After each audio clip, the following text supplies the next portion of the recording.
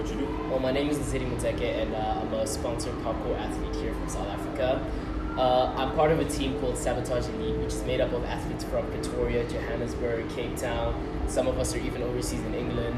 So it's a bit of like a stretch when it comes to getting together and have jams and training sessions and stuff like that. But I think what's nice about having people all over is that we have people with experience of like locations, they have different vibes. So then, what sort of influence did you have for you to start jumping off of stuff? In a nutshell, that's what you guys do. Pretty much, yeah. So like, you wake up one morning and say, okay, today I'm gonna go and jump, or like, how did you get into it? It's funny that you say that because I think I should start from the beginning though. Yeah. I've always been a bit of an extreme kid because when I grew up I was really skinny. I was kind of the kid who got picked on a lot and stuff. And then what happened was I found skateboarding and that gave me like a creative outlet, and it showed me that it's okay to be just a little bit outside your comfort zone and push your body to be able to do other things you didn't think possible.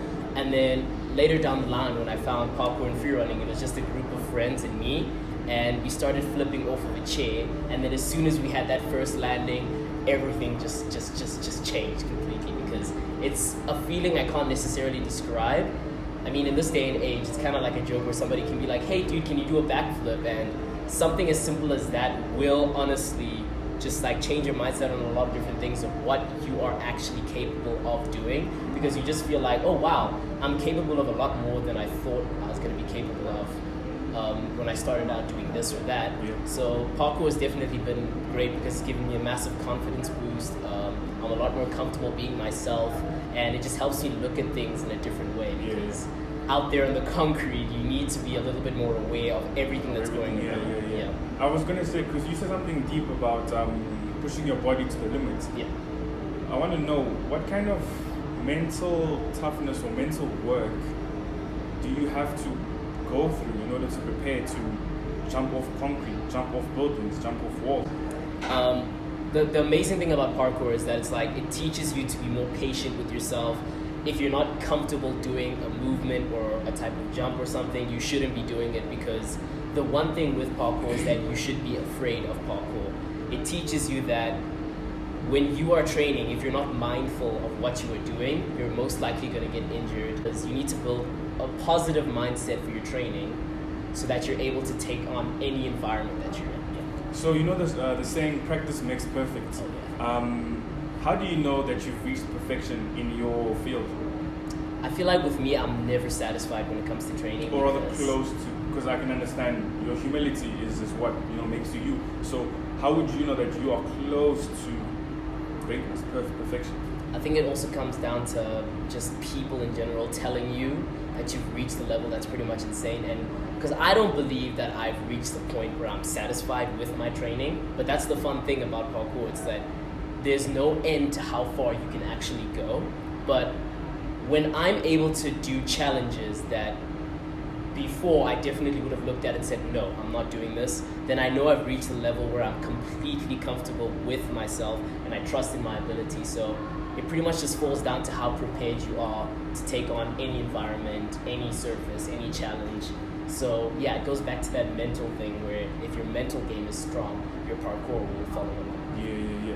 So now you out here just jumping off a chair at home for the first time and stuff. How did you know you wanted to take it seriously? And then how do you tell black parents, yo, I'm gonna go jump for a living? How was that conversation? Or did they ever have the conversation with you? My family was like, Lesedi, what are you doing? You're gonna hurt yourself. Why are you doing this risky thing? Stop doing this, stop doing that. But funny enough, my sister and mother are the only ones who slowly started to realize that it's what I'm super passionate about. Yeah. And I think they became comfortable with it when I started treating it as a job. Yeah. Where that's key. Exactly. Like if you're passionate about something and you want to pursue it and have it like take you far in life, you've got to start like putting in hours and work, taking care of yourself, especially when you're jumping off buildings, basically. So when I started sitting down and gymming and exercising, I mean, you can't really see the results, but how can I say this? My power is pretty strong. I've seen that. Yeah. I have a lot of power for someone in such a small body, but that's because I'm training to a point where I'm comfortable enough to control my own body. I am in full control of what it. I like about what you've been saying is the focus on oneself. Yeah. Because we live in a time where everyone is just trying to do something to impress someone else, and everyone is trying to go above their limitations in a way that they can't, in order to impress people who don't really care. Yeah. But you know your limitations, you know your capabilities. You're small, you this, you that. Yeah, absolutely. But you work with that, and you make it work for you. And I think that's key to your success. You know. So you said that you have to pursue something with passion, but have like a backup plan. I don't know, you do sports management. How are you gonna make it to work for you? See, thing is with sport management, I'm lucky because there's 3 modules in there that are benefiting me and that will benefit me, I feel, in the future, which are business communication. What's the second one? I forgot. I'm sorry. There's business communication and there's marketing. And with my social media, I feel like I understand what it is that people want to see, because rapidly out of nowhere, I ended up gaining a lot of followers and a lot of attention online. And I was like, okay, I don't know what to do with this. I'm going to start doing a bit of research into this so I can market what I'm doing more effectively. And it seems to be paying. Your parkouring community is relatively very small. It's just for you guys, you know? There's a big number of us, but we're very small. And I don't want to badmouth anybody, but it also seems like our mindset towards the sport locally is a little bit small. Yeah, that's not a bad thing at all. Yeah. I know I shouldn't be saying this to anybody, but I feel like as a community we should be pushing more to just get our name across and show that, hey, South African athletes are just as talented as everybody outside. Yeah. You can see that we do have a growing community. We're inspiring people. People are changing their lives based on this thing, and some of us are just out to have fun. So yeah. Okay. And you say you sponsored and stuff. Do you get paid? Can you get paid with what you guys do here in South Africa? Like, how is it like in terms of improving your life off of the concrete? I think with me, I'm a very simple person, and I'd just be happy being able to live off of doing parkour and free running. I have been paid for a few stunt jobs. I do get paid here and there from working with a certain brand or a certain person, but I think it goes back to marketing yourself well enough that if you can get your image across to somebody else and it's something they are looking forward to working with, then it makes it easier for you to get jobs and opportunities and stuff. But the main issue with that is a lot of parkour athletes don't want to just be stuntmen for the rest of their life. True. So with me, I've turned my parkour and diverted it into a different facet where I'm not just an athlete who jumps off things. I'm trying to market my photography, my video editing skills, trying to give tips on stuff that's helped me out so that it can benefit other people. So I just feel like if you have a skill set, try and adapt it into a way where you can make it into a career that you can live off of. Yeah. And before I end up, I want to know, how do you avoid hurting yourself physically? And when you do get hurt, how does it feel, bro? Because I saw a video where you almost missed the wall, and that was going to be a wrap for your boy.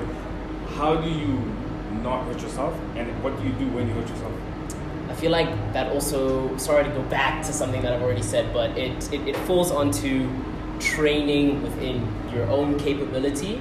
If you are not able to discern that, okay, I'm not comfortable with this jump, maybe I shouldn't be doing it, just go with your gut feeling, because it's usually always right. If you're looking at a jump and it's taking you a very extended amount of time to do this jump and other things, then definitely it means you're not ready to do that jump. So you just need to train within your own ability so that you can see whether you're fully capable of doing something without getting injured. Also, another thing that falls into it, something I've only realized now, and I feel like it's a bad thing, you do need to do training outside of parkour. You need to do flexibility training, mobility training, strength training. I'm slowly coming to grips with that, and I feel like it's something that's not really taught anymore in our community, because you can go anywhere seeing an athlete doing flips and stuff, and they're going to be broken and sore the next day and be like, oh man, I can't train today because I hurt myself doing this yesterday. And then 3 days down the line, instead of resting themselves to get back to a point where they can train again, they've already thrown themselves onto the concrete, and then they just make their injuries worse. So if I could just wrap up what I've said, know your limits, train where you're comfortable. Don't train for the sake of social media. Don't train for the sake of doing the biggest jumps so you get noticed online. Train for yourself so that you know you're comfortable with possibly doing bigger things like that, because there's a feature documentary by a team called Stora from England, and it's basically just roof jumping and documenting parkour in Korea and Hong Kong. And it's really, really interesting because a lot of the philosophy in that video, there's one athlete named Callum who just says training at height is exactly the same as training on the ground. It's just now the mental barrier needs to be broken rather than the physical barrier. True. Because it's so high. Exactly, because there's a very intense risk involved. So it's just train to a point where your mind is safe, like in a safe space to do what you want to do, and where your body is also capable of protecting you if anything goes wrong, or possibly carrying you through that challenge. Yeah. And to end up, 2019 is about to come to an end. Woo. What's the one thing you've learned? And then for 2020, what are your hopes and dreams and aims and aspirations and goals and objectives for 2020? This is gonna be a bit of an emotional one, I'm not gonna lie, because let's get ready. let's prep ourselves and get our towels ready. But with me, I don't know when it happened, but after reaching, this isn't an egotistical thing in any way, but after reaching a pinnacle where I probably have the biggest parkour account in South Africa. It's not much, but it's more substantial than what most people have. And what came with that is that I don't know what I should be putting out. I don't know whether I should be putting out stuff that can help other people, that can teach other people. And I started feeling a bit self-conscious about myself and what I was creating, because I started to think, wow, okay, my views have gone down in this video compared to this video. Maybe it's because what I'm doing here looks the same as what I've already done. So I hit a point where I just stopped training because I wasn't motivated enough to just go out and try different styles of training. And it took a while, but I think I'm in a better place now where I feel a little bit more comfortable with putting out pretty much just how I'm actually feeling about certain things, because I feel social media should be used for the sake of getting messages across to people, rather than just posting for the sake of getting likes and attention. And also, Instagram's removing likes in any case, so worrying about that stuff before this year ends, it's not going to get you anywhere. So if you're going out there to create for the sake of making stories, for the sake of pushing content that can inspire, that can impress, can give you get you admiration from different people across the board. But I think the only thing 2019 has taught me is just be yourself, be comfortable in your own skin. Don't worry about what people are thinking about you, because at the end of the day, if you're doing what makes you happy, there's no point in stressing yourself over how you're acting when you're around different people. Just do you. And now for 2020, what are you trying to achieve? What are you trying to get from 2020? I've been sleeping on a couple of projects that I've wanted to do for the longest time. It's time to wake up. It's time, dude. It's honestly time. And I'm gonna start saving, making sure that I've got a backlog of ideas that I want to get across, because there's so many projects I want to do, but I can't limit myself in this sphere that is South Africa. I feel like these massive parkour events that happen overseas and stuff, I need to start attending just so that I can like show face and be like, hey guys, South Africa does have talent.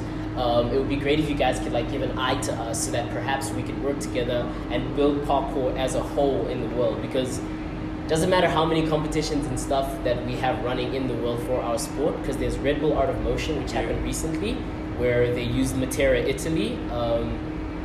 There was Red Bull Art of Motion for the past couple of years has always been in Santorini, Greece, where they would pretty much reserve a section of the entire island and just have a competition there. There's NAPC, there is Chase Tag, which is taking the world by storm. That's impressive as well. So these competitions and stuff they have the potential to push our sport to get it across to the rest of the world, but we just need to do more as a community to get our name out there so that people can start living off of this thing that we have built.